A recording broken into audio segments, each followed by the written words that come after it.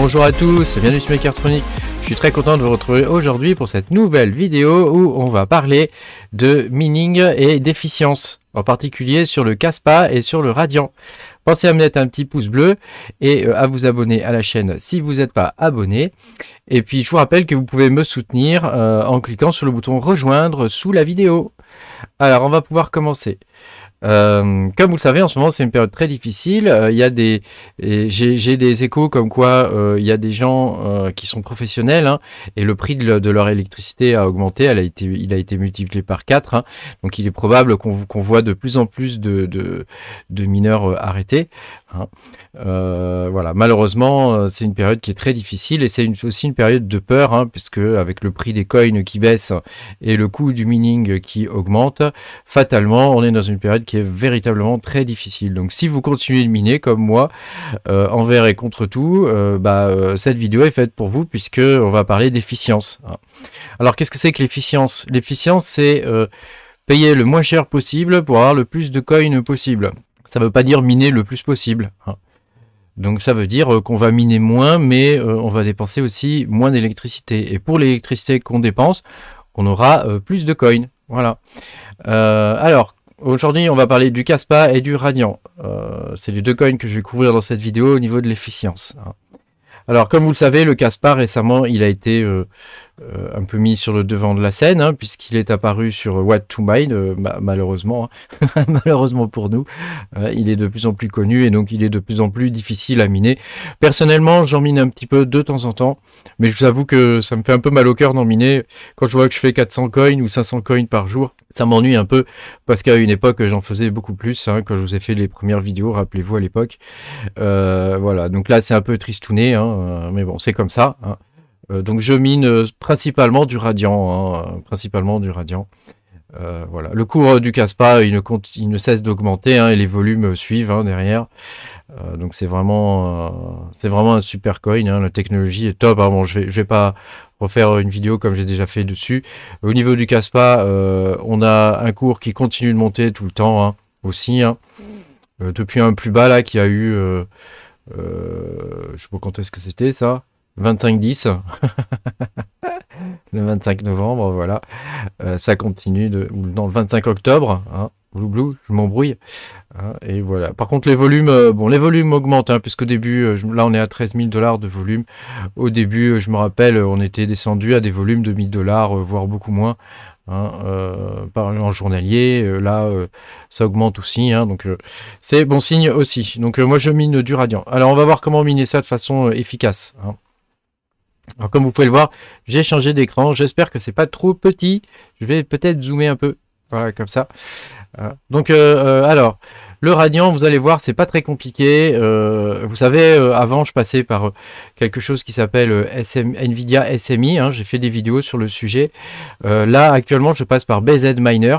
Alors il faut savoir que vous pouvez le faire aussi avec LOL Miner, mais j'ai pas les commandes pour le faire avec LOL Miner. Voilà, si vous voulez utiliser LOL Miner, vous pouvez, il n'y a pas de souci, mais il vous faudra trouver les commandes, hein. Sachant que BZ Miner, il a la particularité qu'on peut passer directement les commandes dans les paramètres ici, hein. Donc ça veut dire qu'on peut locker le core, on peut locker le core offset, hein, ici. Alors me demandez pas pourquoi ça marche, hein. C'est de la magie noire là. D'ailleurs c'est le titre de ma vidéo, ici évidemment la mémoire, hein, comme on faisait avec le SMI, hein, voilà. Donc vous voyez, ces paramètres là ils sont très simples à utiliser, hein. Il vous suffit de copier-coller. Je vais vous mettre aussi les paramètres pour la 1600, vous voyez les 1600 c'est ça les paramètres, hein. Et puis si vous devez saisir plusieurs cartes, hein, vous faites 1500, par exemple, imaginons que ma première carte c'est une 3070, ma deuxième carte c'est une 3060 Ti, donc je vais remettre 1500. Et puis ma dernière carte c'est une 1600 Super, hein, donc je vais mettre 1470. Et ici encore offset, je vais mettre 300 pour la 3060 Ti, et puis je vais mettre 150 ici. Tu vois. Alors, me demandez pas pourquoi ça fonctionne, mais ça fonctionne. Apparemment, ça serait une question de voltage, d'arriver à passer des paramètres de voltage, mais j'en sais pas plus, franchement, j'en sais pas plus. Voilà. Et donc, sur BZ Miner, ça donne une efficience pour des 3070 Je vais vous calculer ça tout de suite. Donc vous voyez, pour calculer l'efficience, on prend la puissance de H, hein. Donc là c'est 718 divisé par sa consommation. Donc là on va faire une moyenne, hein. Tu vois, on est entre 60 et 84, hein, pour la palite, hein, qui consomme plus, hein. Wow, on va mettre 65, allez. 65, on est à 11 en efficience à peu près, hein. Donc c'est mieux que juste avec Nvidia SMI, hein. Puisque avec le Nvidia SMI, on était plutôt aux environs de 9,5, 10, quoi, hein. Donc c'est vraiment mieux. Et pour les 3060 Ti, alors non, c'est pas ça. Et pour les 30, il est où mon machin? Il est là. Pour les 3060 Ti, tu vois, on est à 596. Ah mince, je marque pas bien. 596 divisé par... on va prendre 60. 61, allez. 61, on va faire une moyenne. Toc. Tu vois, on est à 9,7. Donc c'est quand même pas mal aussi sur les 3060 Ti. Sachant que vous pouvez mettre n'importe quoi ici. De toute façon, les paramètres sont écrasés par les paramètres ici. Voilà. Il existe la même chose, mais alors c'est différent, hein. Il existe la même chose pour les cartes AMD. Donc on va regarder l'efficience tout de suite pour les AMD. Vous allez voir, c'est assez spectaculaire, hein. Alors pour les AMD, tu vois, je prends 503, on va dire, c'est la moyenne. 503 divisé par... alors on prend quoi? 41, 42, 48, celle-ci. Ah non, c'est... Allez, on va prendre 42. 42, ça nous donne 12. Hein, 11,97, quoi. Donc c'est pas mal du tout. Donc pour le coup, sur AMD, comment on fait à faire ça? Alors vous avez vu, je vous ai tout marqué sur un petit machin là. Donc il suffit de lancer cette commande là dans le shell, hein.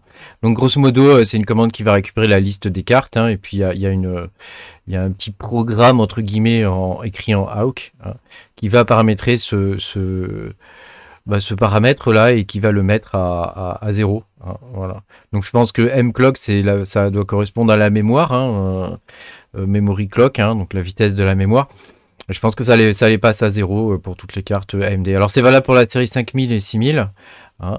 Donc dans l'idéal, voilà, ça permet de... Je vais vous montrer comment on la passe, hein. Donc soit vous le lancez directement dans le... Il y a un truc là pour lancer une commande, attends, c'est où? Voilà, run commande, voilà. Soit vous le lancez directement ici, hein, donc vous faites un copier-coller, hein, tac, de tout ça, vous faites copier, et puis ici vous collez, et puis vous faites run, hein, ici. Soit vous ouvrez la fenêtre ici, hein, shell in the box, hein. Voilà, vous tapez user, hein. Voilà, et puis vous collez la commande ici, hein, toc, voilà, et vous la lancez. Il faut le faire à chaque redémarrage, hein, pour les AMD, hein.